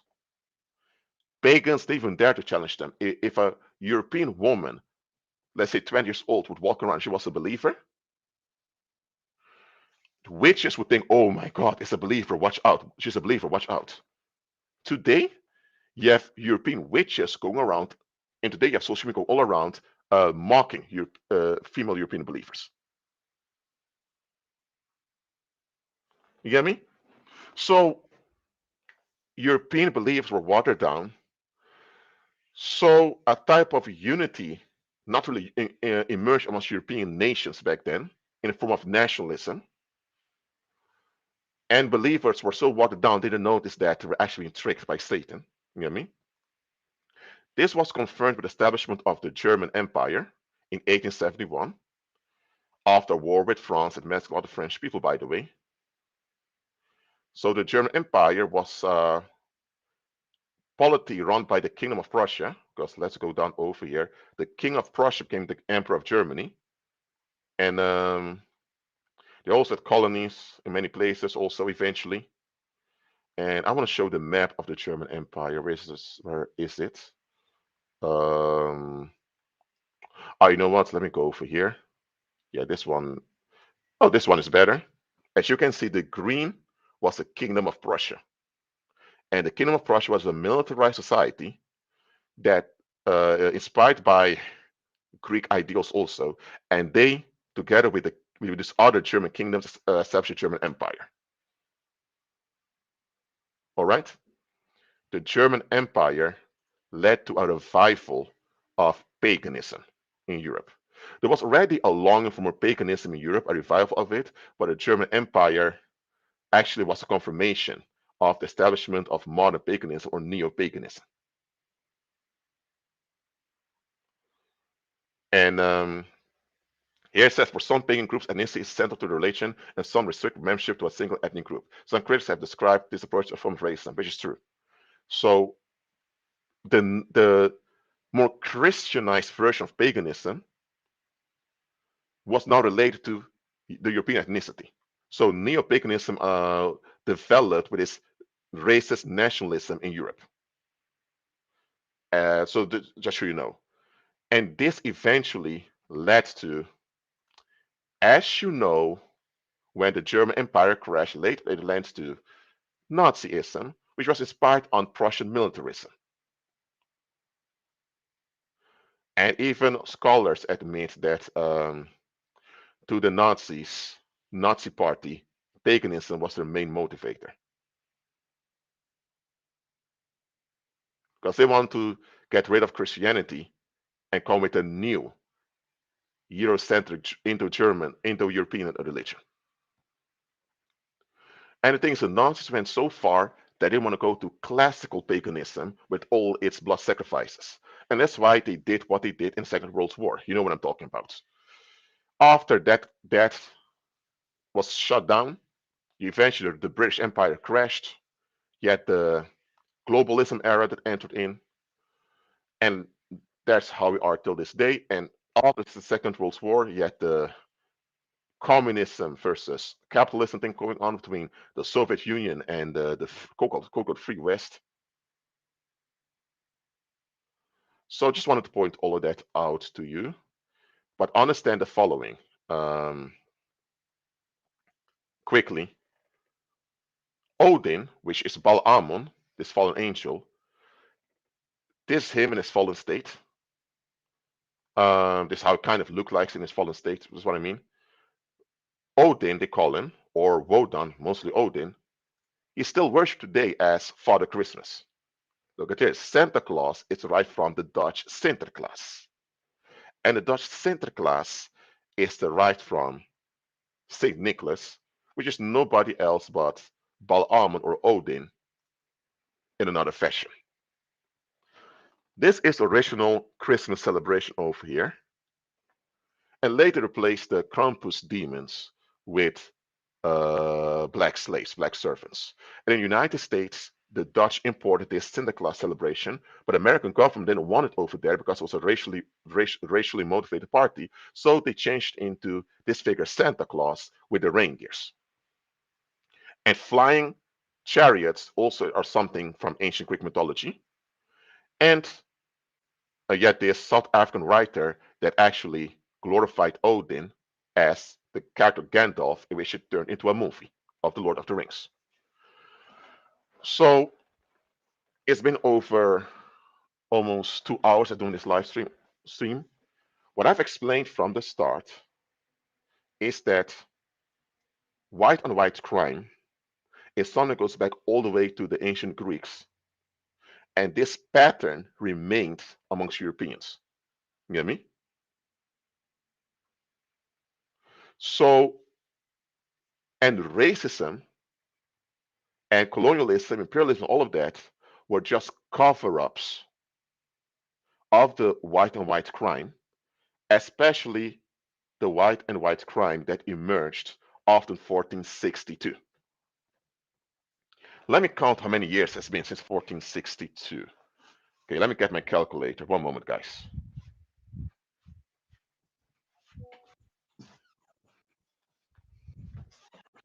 Let me calculate 2024 minus 1462. Let me check.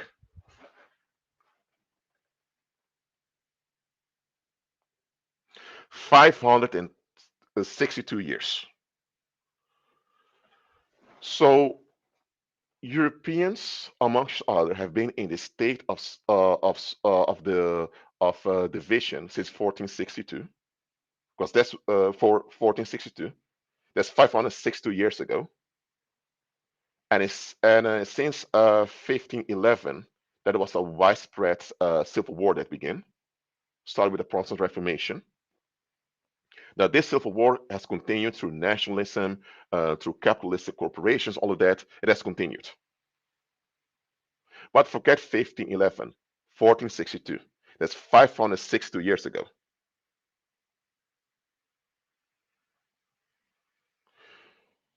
How many generations? A generation is 20 years, so that's 28.1. So for almost 29 generations, Europeans have been in a state of civil war, in which and eventually, for at least 5 generations, I would say, it's 5 generations. No, for maybe 6, 7 generations, European believers have been numbed down. That's why a lot of these quote unquote white churches are not effective at all, because they've been numbed down by European devil worshippers. And a lot of European devil worshippers even claim to be believers. They don't even run churches. So what needs to happen now? European believers must process its history. They must abandon all those Greek abominations. They must abandon the worship of Odin also, and learn to be Christ-centered so they can outgrow all this white on white crime. Because this white and white crime has been a vehicle for evil spirits to spread misfortune throughout the earth. And because misfortune was spread through white and white crime, through policies focused on other people, now a lot of people look up to Europeans as the cause of why the world is such a state. Now listen, mankind's in a fallen state. Everywhere in the world, people do wrong. People are in a fallen state. Okay, it's not just Europeans.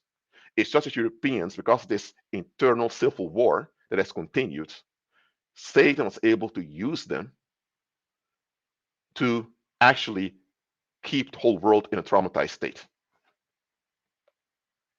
Now, it's not only because of Europeans the world's a traumatized state. I'm not saying that. Absolutely not. But just know Europeans need to face themselves, especially European believers who have been numbed down and watered down. So as you see, this live stream was not an anti-white live stream. Absolutely not. I made this live stream so that Europeans can know what happened in their history, know why they are the way they are today, and also be motivated to improve for the better. That's what we need right now. No, you're not obliged to repeat and hold on to the crimes of your ancestors. You're not. As you can see, the majority of white and white crime is white and white, so it's not even aimed at other other groups. Most European crimes were against their own people. Most of them. Yes, there were crimes against the black community, against people in Indonesia, against the Arab world. There were crimes over there, but the majority of crimes by Europeans are done towards themselves.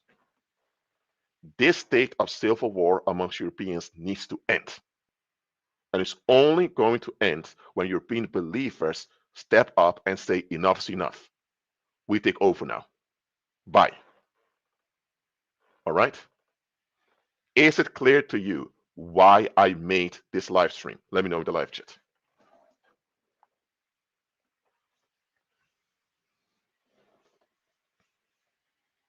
I couldn't go over all the details of the history, but the main parts I picked out for you to learn from. And I also explained the spiritual reality behind it too.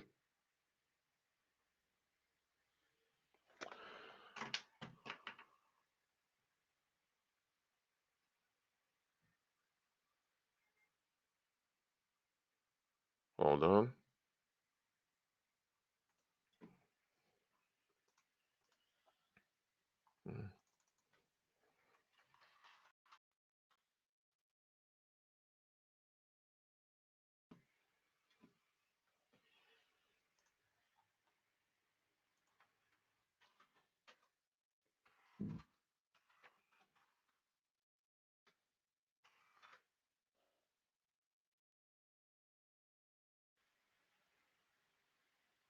All right. Right now, you have this Jeffrey Epstein uh, scandal going on, and there are conspiracy theories about all of that. And but also, let's not forget, you still have European organizations want to normalized this this Baphomet thing, this Ganymedes thing of messing with little boys. If you're a grown man, want to go into the anus of another grown man and it's consensual, hey, I'm not going to fight you. It's against Heavenly Father. I'm not going to promote it. But hey, I'm not going to fight you or hate you, anything like that. That's on you what you're doing. But you're not going as a grown man to hunt on the anus of little boys. Are you kidding me? You should be dealt with. But hey, yeah, there's still Europeans want to promote this Baphomet thing all over the place. Of course, other Europeans revolting against it. Thank God that happens, but come on now. What the heck is this? And this part of the civil war amongst Europeans needs to be addressed. So, hey, if you're European and you listen to this, you watch this live stream, again, I'm not condemning you for the crimes of your ancestors. I'm not condemning you for it. What your ancestors did was on them. If they went against Heavenly Father, when Christ comes back, they'll go to the lake of fire. That's them. I'm not blaming you for the current condition of the people European governments have oppressed. Because what could you do about it? You weren't even born yet. What I do want you to do is to process the crimes of your ancestors, both the crimes done amongst yourselves, as well as the crimes that are still in place, and to outgrow those crimes and to work on solutions both for your own Europeans and for the rest of the world. That's what we need to do right now. And that's why I'm not that quick um, to talk about racism. Because once you talk about racism, it all falls into either an anti-white sentiment or Europeans are the bad guys, the rest are innocent. No. Racism is a cover up of the Baphomet worship amongst Europeans. That's what it is. Listen, let me tell you, Africans moved on. Look at Africa today. Look at how we have over 40 countries in Africa. Africa is building its industry. The African diaspora also has moved on. We have black music, black historical colleges. You have me and from African ancestry booming in life and expanding. Africans have moved on. Even during the transatlantic slave trade, during Jim Crow, all that we moved on. Oh, there are new black wall streets being built right now, just so you know. Yes, there are some Africans were holding on to the past, but those are the ones who were worshiping some fallen angel Ogun. Those are Ogun worshippers. I'm not talking about those who love to shoot one another in ghettos and talk and do gangster rap all that. I'm not talking about those. Africans in general moved on.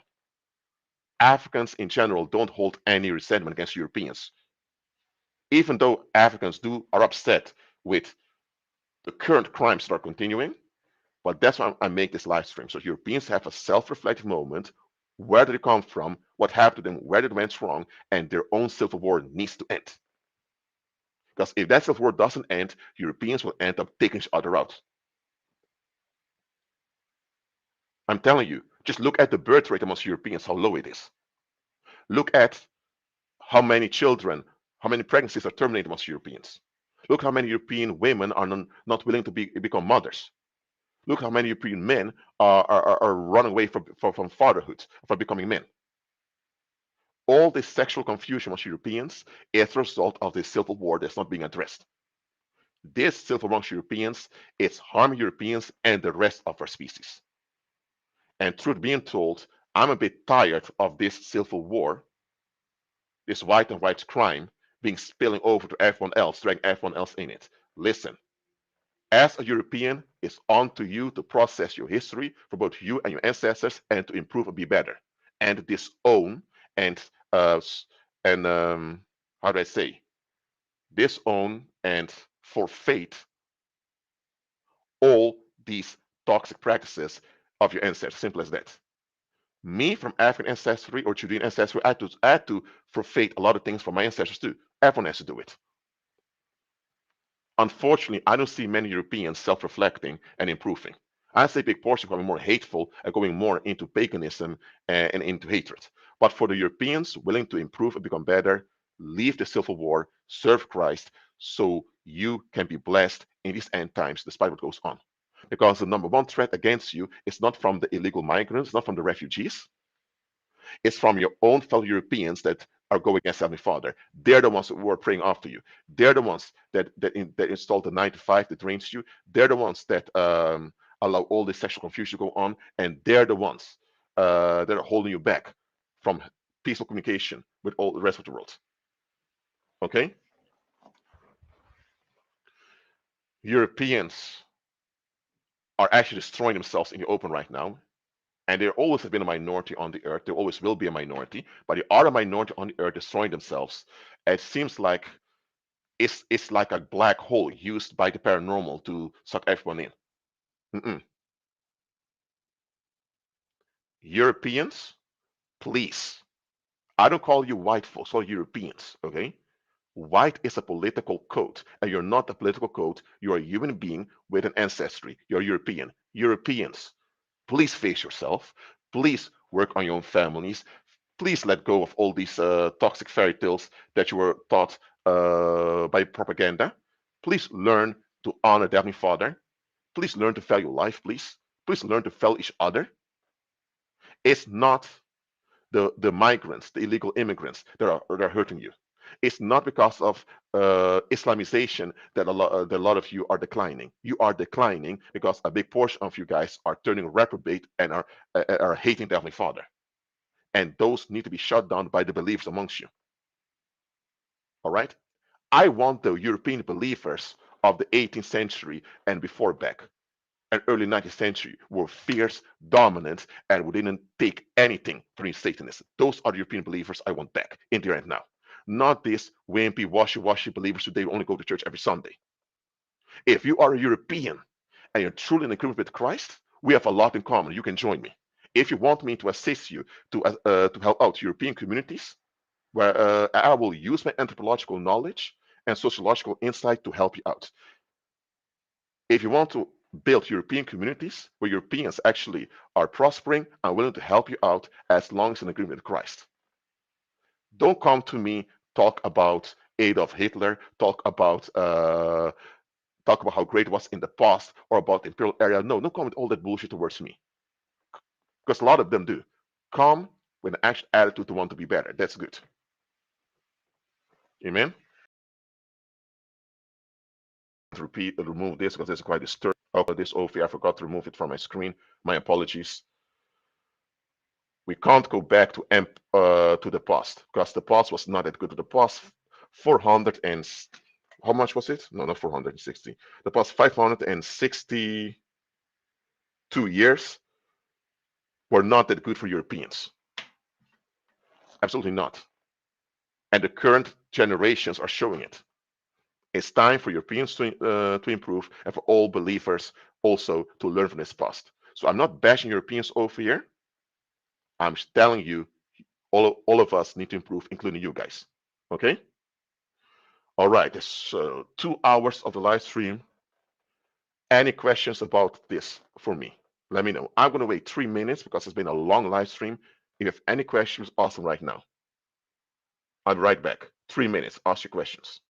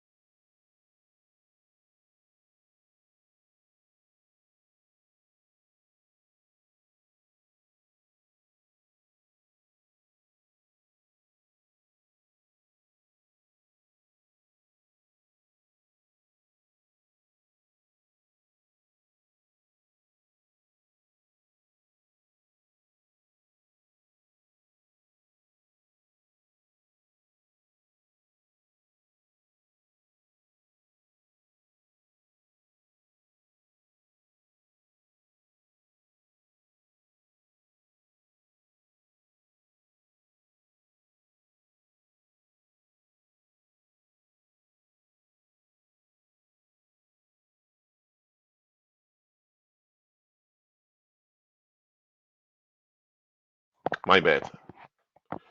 Hold on. Can you all hear me? Okay. This decline of Europeans worldwide in many places, whether in the diaspora outside of Europe or within Europe, is the result of this civil war that's exhausting the Europeans internally. And the Heavenly Father is letting this happen because for the Heavenly Father to prosper Europeans right now in this toxic condition, he would be contributing to the increase of sexual confusion, witchcraft, black magic, as well as genocidal violence on the earth. And the Heavenly Father is not going to do that. So the decline of Europeans right now, the Heavenly Father is behind it, so that the European believers wake up and actually turn away from their wicked ways and stop making excuses. So any European fighting mass migration, fighting race mixing, all of that, it's not going to work. The Heavenly Father is doing this because the Heavenly Father is cleansing the earth from those who are destroying the earth. And it's not only Europeans that do wrong to the earth, I know, but for the past few hundred years, they've been a big vehicle of the enemy. Most of them are not even aware of it, but now they are aware and they should come to the senses and improve. All right?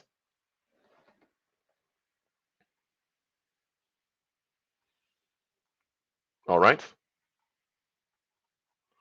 So there is no white genocide being committed against Europeans. Europeans are genocided themselves with their own toxicity. And God is letting it happen so that the actual Europeans who actually are believers wake up and actually improve and turn from the wicked ways. So that's the only solution for Europeans. Turn back to Heavenly Father and give up the Baphomet. Give up that pedophile God, please, for God's sake. Give up the Baphomet. Give up this vampire obsession. But anyway, I just want European believers to come to Christ because this is going on for way too long. And I'll be alive by God's grace for decades more to come. And I do not want to have more decades of this European civil war – dragging everyone into misfortune and ruin. Oh, and don't worry, I'm addressing all groups on the earth, not just Europeans. You hear me?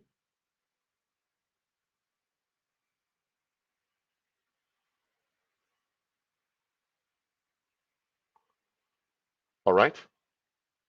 I'm addressing the tribe of Judah, the black community, all the time. And the tribe of Judah has even more reprobates than Europeans have, I believe.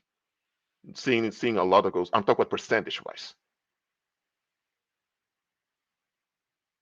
So I'm not making this live stream to bash and blame all Europeans. It's all the white man's fault. No, it's not.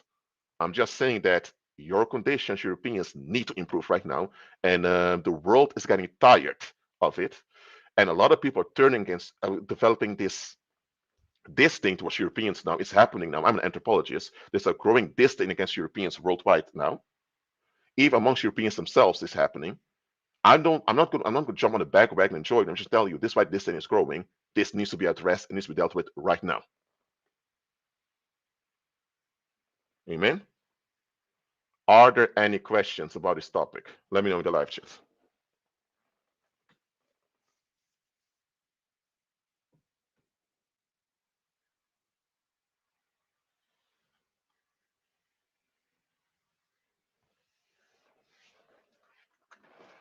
So the message is clear to everyone, not just Europeans, everyone.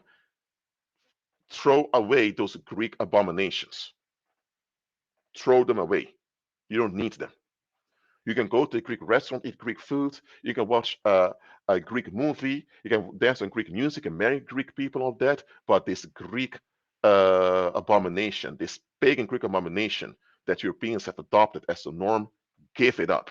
And to everyone else who's not European, why the heck are you holding on to it? Give it up, please.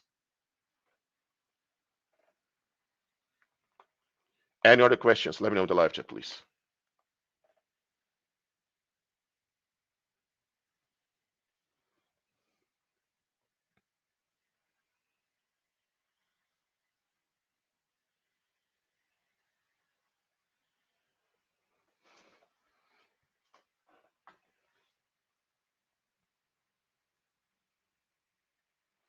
So understand what I'm saying here. Europeans in the 1460s, they could have gained international importance and relevance the right way, in a more Christ-centered way.